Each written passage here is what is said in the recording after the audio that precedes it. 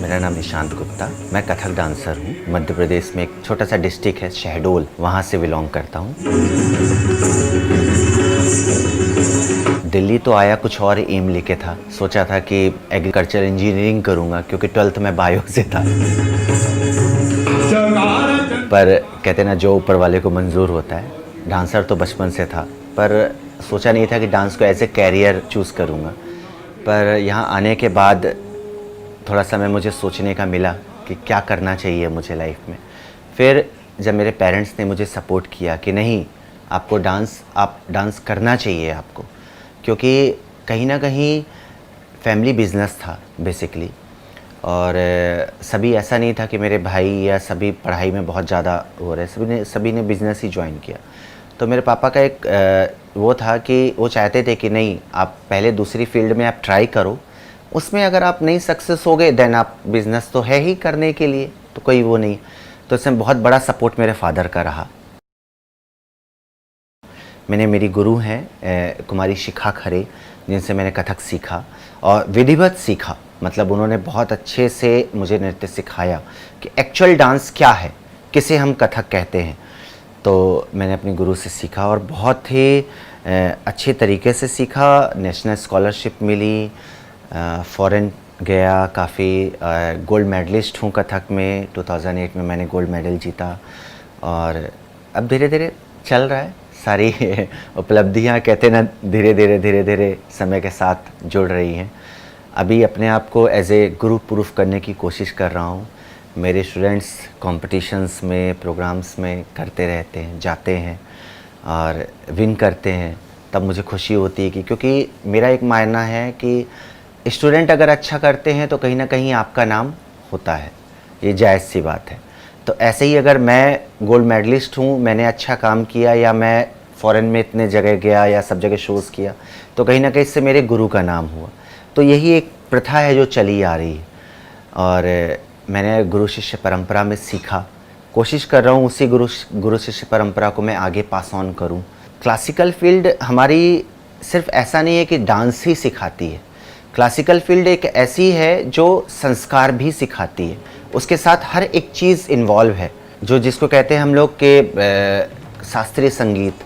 शास्त्रीय मतलब जिसका वर्णन शास्त्रों में मिलता है, उसे शास्त्रीय संगीत बोला जाता है। संगीत का भी एक छोटा सा अगर वर्णन दूँ मैं, कि गायन, वादन और नृत्य मिल के संगीत बनता है।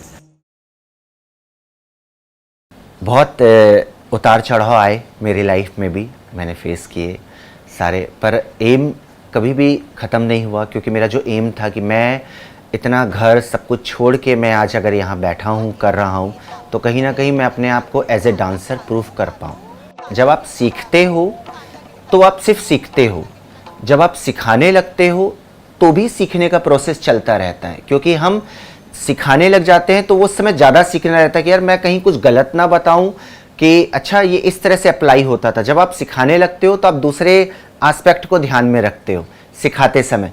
जब आप खुद परफॉर्म कर रहे होते हो तब आप दूसरी चीज़ सोच रहे होते कि यार मैं एज ए ऑडियंस को मैं फेस कर रहा हूँ, तब मैं कि हाँ मुझे क्या एंगल ध्यान में रखना है, मुझे क्या भाव दिखाना है, तब आप एज ए परफॉर्मर ध्यान में रखते हो। पर जब आप सिखाने लगते हो तब आप दूसरी चीज़ें ध्यान में रखते हो कि अरे यार वो किस तरह करेगा, बच्चा किस बात को ध्यान में रखेगा, वो अलग चीज़ होती है। उस समय भी आप सीखते हो। ज़रूरी नहीं कि आपको परफॉर्मेंस मिलता ही रहे। तो अगर नहीं मिल रहा है तो आपको साइड बाय साइड क्या करना है, तो उसके लिए आपको एज ए टीचिंग में जाना ही पड़ेगा, है ना। तो मेरे साथ भी यही हुआ कि मैं परफॉर्मेंस जब मिल रही है तो मैं कर रहा हूँ, जब नहीं मिल रही है तो मैं क्लासेस ले रहा हूँ या अपने स्टूडेंटों को सिखा रहा हूँ।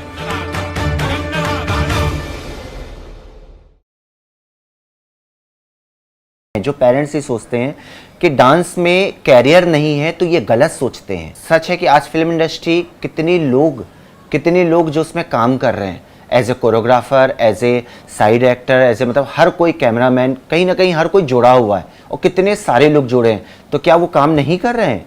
वो भी काम कर रहे हैं, दे आर एस्टेब्लिश्ड। ऐसे ही हमारे डांस फील्ड में जो अगर एज ए परफॉर्मर नहीं रहा तो वो टीचर बन गया, पर कहीं ना कहीं टीचिंग करके भी अर्न तो हो रहा है ना।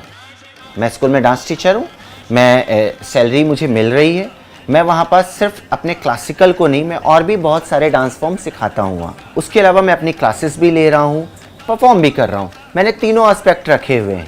तो जो भी पेरेंट्स ये सोचते हैं कि आज की डेट में नहीं, डांस म्यूज़िक में कोई कैरियर नहीं है, तो ये गलत सोचते हैं, गलत सोचते। बल्कि मैं बोलता हूँ कि आज की डेट में हर एक फील्ड में बहुत ज़्यादा कंपटीशन बढ़ गया है, पर इसका मतलब ये नहीं है कि वो कैरियर ओरिएंटेड नहीं है सब्जेक्ट, बिल्कुल है।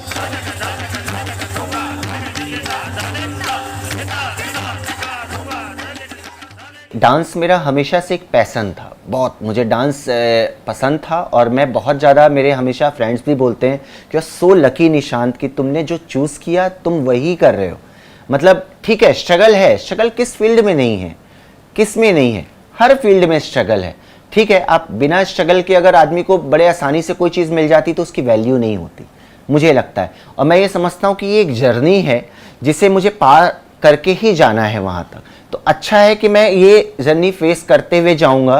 कहते हैं ना, डांसर या कलाकार जितना बूढ़ा होता है वैसे उसकी कला जवान होती है। This is a fact. ये जो गुरुजनों ने ये बात कही है, ये बहुत बड़ा सच बोला है और ये आज मैं उस चीज़ को फील कर पाता हूँ। ऐसी नहीं है कि जो बिल्कुल मतलब 2 साल 4 साल में ये चीज़ गेन हो जाती है, नहीं। ये जिसके लिए आपको डिवोशन करना पड़ता है, आपको देना पड़ता है, आपको खपना पड़ता है उस चीज़ के लिए, ये ऐसी एक साधना है। और इसको हम जो गुणी जन लोग होते हैं, इसको कभी भी पैसे या इस चीज़ से नहीं तौला जा सकता, नहीं तौला जा सकता। और हर एक कलाकार फेम चाहता है, एग्जैक्टली चाहता है, पर वो कहीं ना कहीं अपने डांस म्यूज़िक के साथ सेटिस्फाई होता है कि यार मैं जो कर रहा हूँ मैं बिल्कुल सही कर रहा हूँ। बहुत बड़ा चैलेंज था मेरे लिए कि मैं जब सीख के पास आउट हो रहा था और मेरे पास था कि अब मैं क्या करूँगा, अब मैं कहाँ जाऊँगा। एज ए परफॉर्मर तो ज़रूरी नहीं है, क्योंकि भरे पड़े हैं लोग, हर एक आर्टिस्ट बहुत अच्छा है, बहुत बढ़िया काम कर रहा है, बहुत अच्छा डांस कर रहा है, सारी चीज़ें। तो इतना तगड़ा कंपटीशन था कि समझ में नहीं आ रहा था कि किधर जाऊँ। मैं बीच चौराहे पे खड़ा हूँ, मुझे समझ में नहीं आ रहा मैं इस रास्ते में जाऊँ, उधर जाऊँ, कहाँ जाऊँ मैं, मुझे एग्जैक्टली समझ में ही नहीं आ रहा था। पर उस समय ये था कि जो सामने मुझे मिल रहा था मैं वो चीज़ लेते जा रहा था कि ठीक है, शायद इस चीज़ से मैं सीखूंगा, इस चीज़ से मैं करूंगा, ये जर्नी कुछ मुझे और सिखाए। ये करते हुए मैं आगे बढ़ रहा था।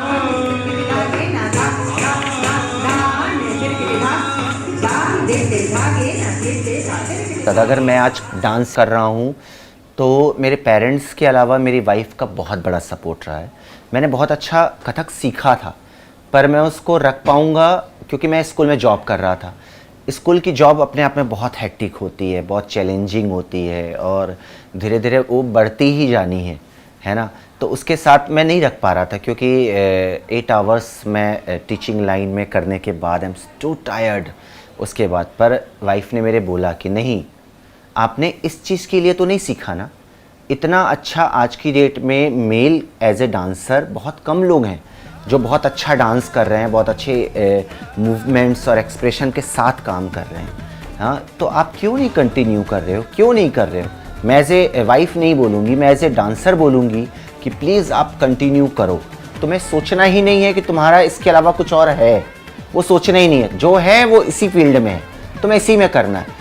जब मैंने ये सोच लिया कि नहीं मुझे इसी में काम करना है, इसी में करना है, फिर मुझे रास्ता मिलता गया। कहाँ हमने जब अपना इंस्टीट्यूट ओपन किया था तब हमने 17 बच्चों से चालू किया था। आज हमारे पास 100 से प्लस बच्चे हैं और इस बार अभी 24 मई हमारा कमानी में शो है जिसमें मेरे 80 बच्चे एक साथ पार्टिसिपेट कर रहे हैं। और ये सभी गुरुजनों का आशीर्वाद है कि मैं कर रहा हूँ, उन्हीं को देख के कर रहा हूँ कि करना है और आगे भी ऐसे ही करूँगा। पहले समय जो था वो डिफरेंट था, आज समय बिल्कुल डिफरेंट है। पहले जो गुरु शिष्य परंपरा होती थी उसमें गुरु की तरफ से भी और शागिर्द की तरफ से, दोनों की तरफ से बहुत ललक होती थी, बहुत ज़्यादा। वो समय अलग था, आज समय बिल्कुल चेंज हो गया है। आज ऐसा पहले चॉइस होती थी कि गुरु देखता था कि अगर स्टूडेंट्स पे वो सीखने वाली क्वालिटी है तो वो सिखाते थे कि मैं क्यों टाइम वेस्ट करूं, कि मैं अगर इसको सिखा रहा हूं और ये ध्यान नहीं दे रहा है तो मेरी मेहनत वेस्ट होगी। पहले ऐसा सोचा जाता था, पर आज ऐसा हो गया, समय बिल्कुल चेंज हो गया है कि आज स्टूडेंट्स को सिखाना एक चैलेंज बन गया है। फॉर एग्जांपल मेरे पास एक स्टूडेंट है जो पैरालिसिस है, मतलब उसका हाथ काम नहीं करता, पैर काम नहीं करता, फिर भी वो डांस कर रही है। तो वो मेरे लिए बहुत बड़ा चैलेंज था कि मुझे उसको सिखाना है। कई ऐसे बच्चे होते हैं जो मेंटली रिटायर्ड होते हैं पर वो करना चाहते हैं डांस। वो हमारे लिए डिफरेंट एक चैलेंज हो गया कि हमें उनको सिखाना है।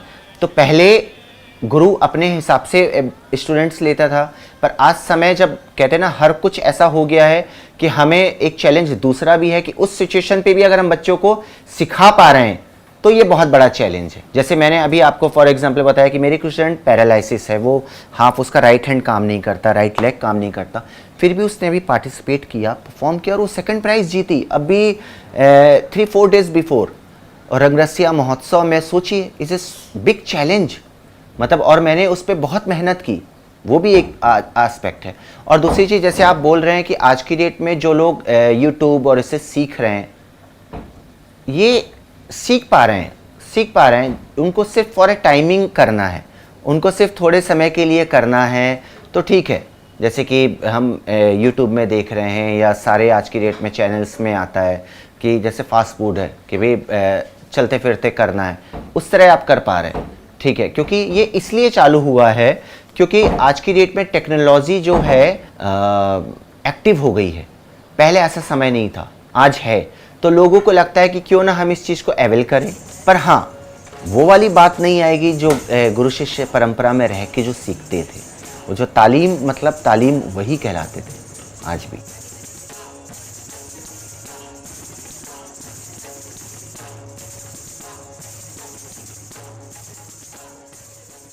पहले का समय था कि गुरु लोग क्या करते थे कि नहीं, जब आप कैपेबल हो जाओगे तभी आप इस्टेब्लिश होना, तभी आप करना।